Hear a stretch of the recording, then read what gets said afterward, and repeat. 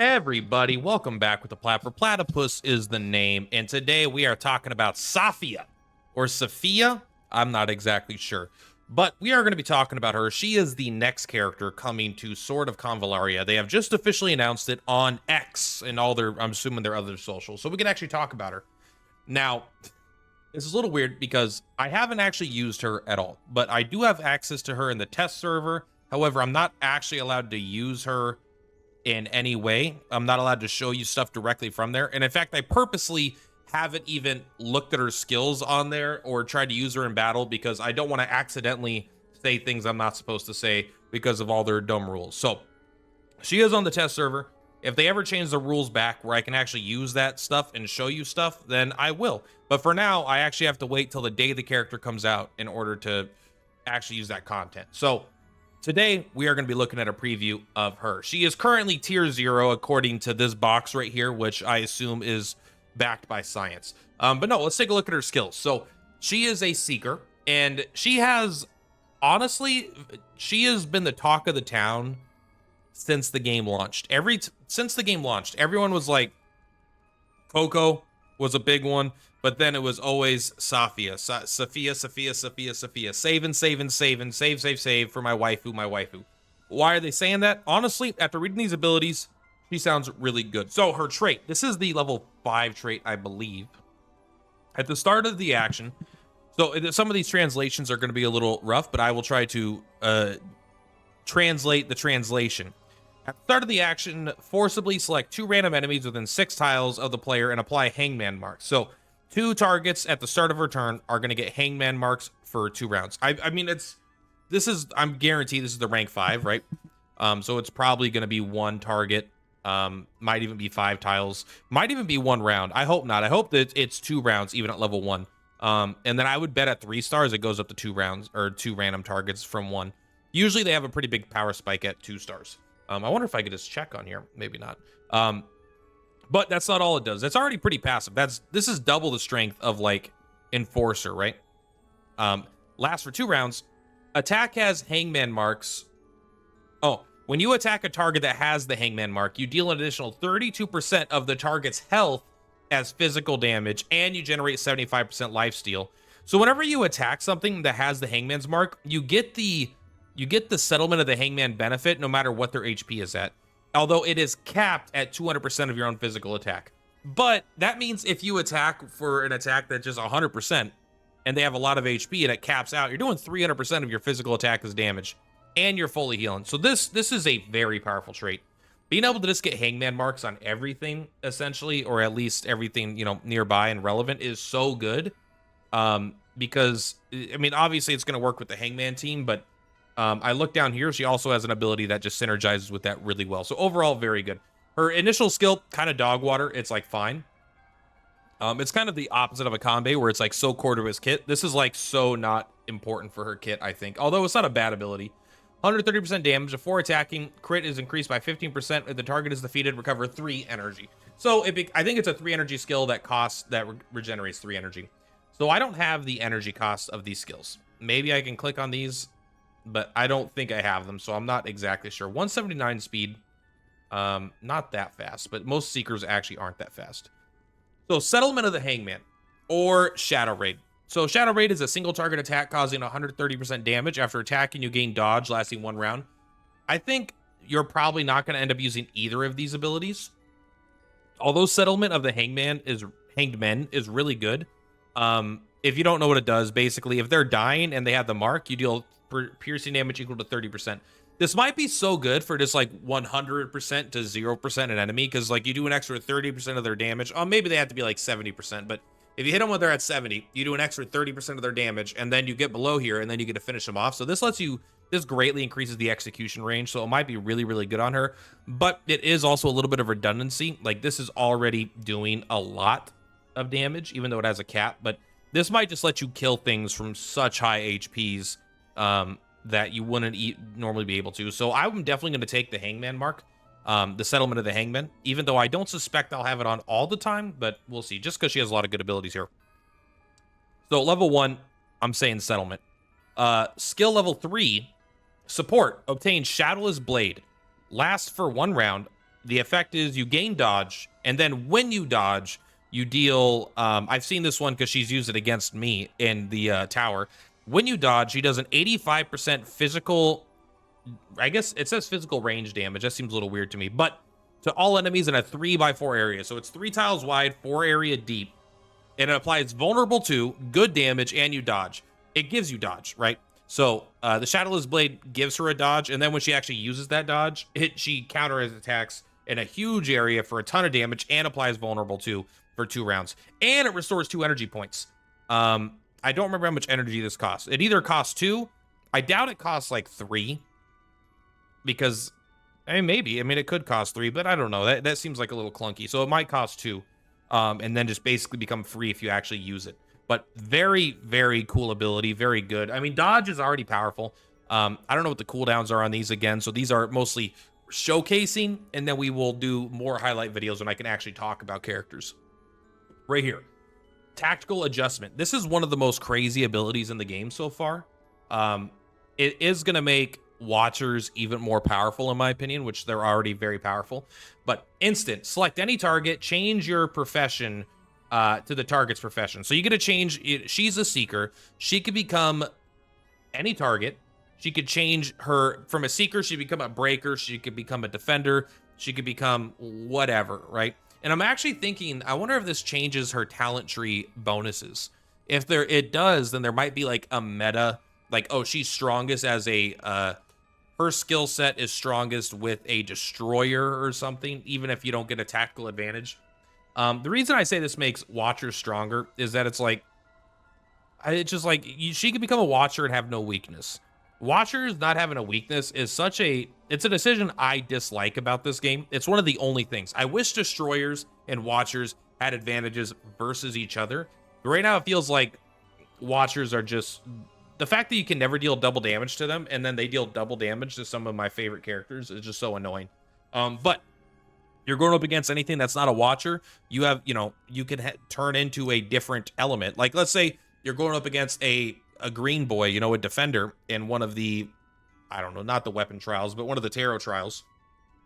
You bring Rawia because she's a good breaker. You could then turn Safiya into a breaker as well. And suddenly you're doing crazy amounts of damage. So this ability, I think, is going to be not bring it to every single fight always. But I do think that this is something that I'm going to take. I mean, I'm taking all these abilities, man. They're all just so good. So let's take a look here. Her reaction. Shadow Blade Pursuit.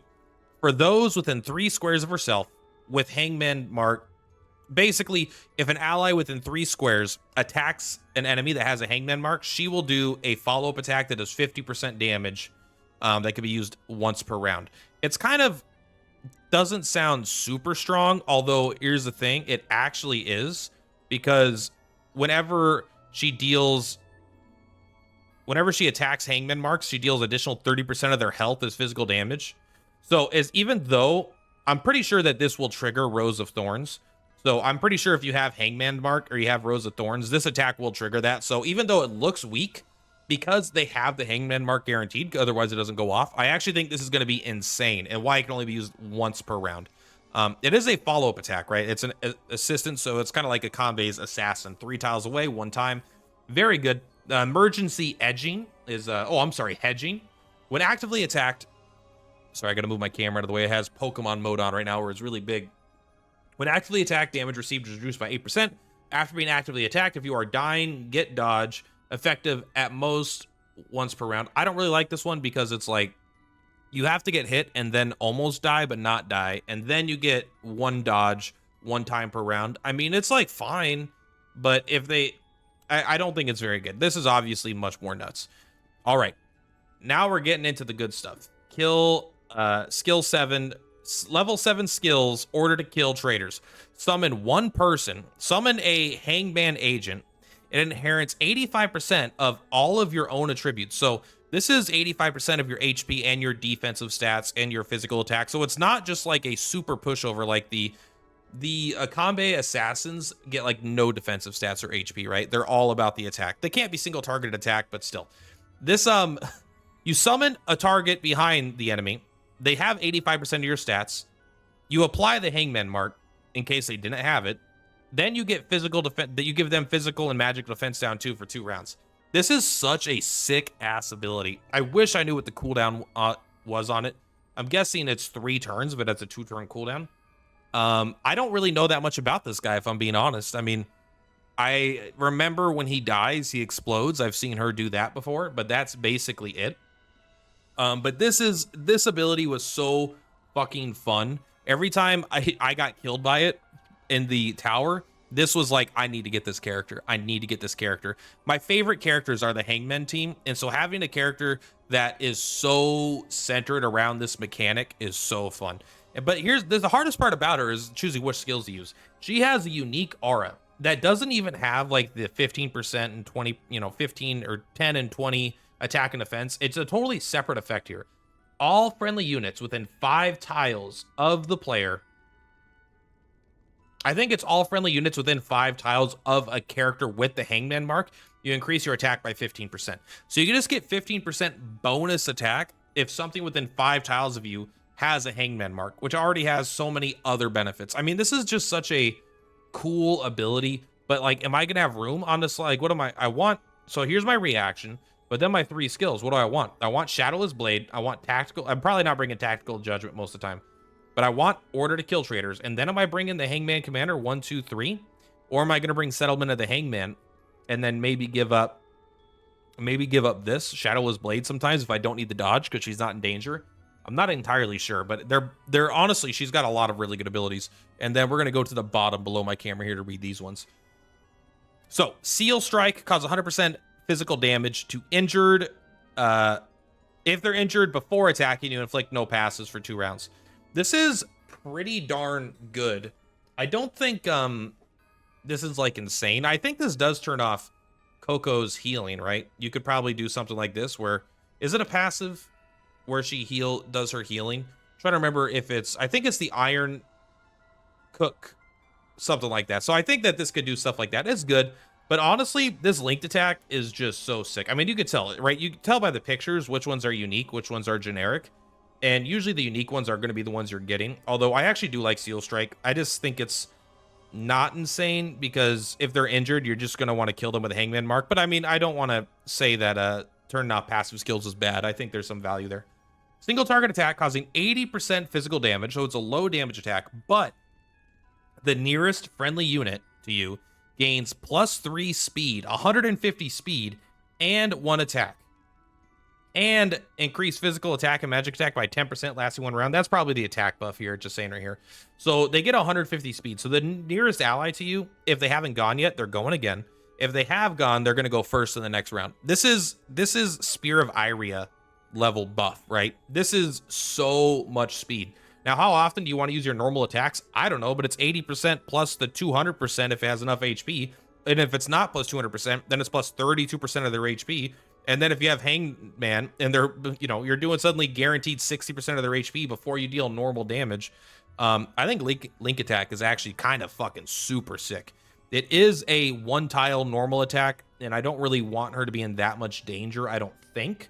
I think she mostly wants to be a summoner and doing her follow-up attacks. But I mean, maybe I'm wrong about that. I haven't used her myself. And then finally, at her level 11, she doesn't really get an ultimate skill, actually. But they're not bad. Single target attack causing 170% damage. That's a lot of damage. Before attacking, apply Isolated, which lasts for 1 round. So it happens before attacking. This means that they can't get the aura benefits of their leaders, I believe. I believe they can still get assisting like covers and stuff, but the aura effect, so the 20% defense and potentially more if there's different versions, like the Sword of Convallaria with 8% damage reduction, those are all going to turn off. After causing damage, the target is inflicted with no assistance. So that means after you attack, they can no longer get guard, or they can't be guarded or guard someone else. So if they have a character and you hit them, then they can't get, cover the next turn to keep them alive. Whereas if you hit something and then they get covered, you hit the covered unit, and the covered unit won't be able to cover any other allies, right? I believe that's how it works for 2 rounds. And corrosion weapons is, don't get me wrong, I actually think this might be insane on her. I mean, maybe I'm wrong, but look at this. This is a single target attack that does 30% of their damage as their HP as piercing damage. This does 30%. you could do an additional 32% here. And then if they're low, if they go to dying, you could do another 30%. I mean, does that not just read to you deal 90% damage to any target by having those 3 abilities? I don't know if you actually want to do that because you're giving up too many of your skill slots for that. But I mean, maybe that's just insane. It sounds insane, but again, on paper versus actually trying it, the opportunity cost of not having other abilities is very high. But it is a ranged attack. And if you use it on a character that has the Hangman's Mark, then it just sounds like it's going to be good. Maybe even use the order to kill traitors so you can guarantee the Hangman Mark on what you want. Then you corrosion weapon, like, and you have that. I mean, maybe. I mean, shit, maybe. I think that's definitely what I'm going to try. I'm going to get this skill for sure, because even though it doesn't sound like insane, because it's a good skill, but it can be used on a lot of characters, with her kit, it actually sounds kind of nuts. Like, it sounds like low-key, kind of busted. So this is her abilities. This is what she could do. She's kind of a summoner. She's like a light summoner. She summons actually a pretty powerful unit. You know, it's going to be comparable to her in stats, while also being like, you know, she has the ability to do some pretty heavy damage. She has the ability to be like a dodge tank, kind of ability to do a lot of percent-based damage and then do follow-up attacks with your allies. Able to buff other characters. Able to be the Hangman Mark Queen. And she's able to become any single class, basically, that she wants to get extra damage. You don't, not even to get extra damage. You could use it defensively, right? If you are going to get hit, you can suddenly make it so you're going to take half damage. So I think she is, when they say tier 0, I'm reading this and I'm like, I get it. I mean, she seems totally busted. Not to mention, just by being a Seeker, I mean, she has 5 movement. That is like such a big deal to have 5 movement, as opposed to having the passive. Most characters have 3. Like 2 characters have like 4. I think it's Enforcer and then maybe someone else. I can't actually think. Maybe they don't. But Enforcer has an extra movement.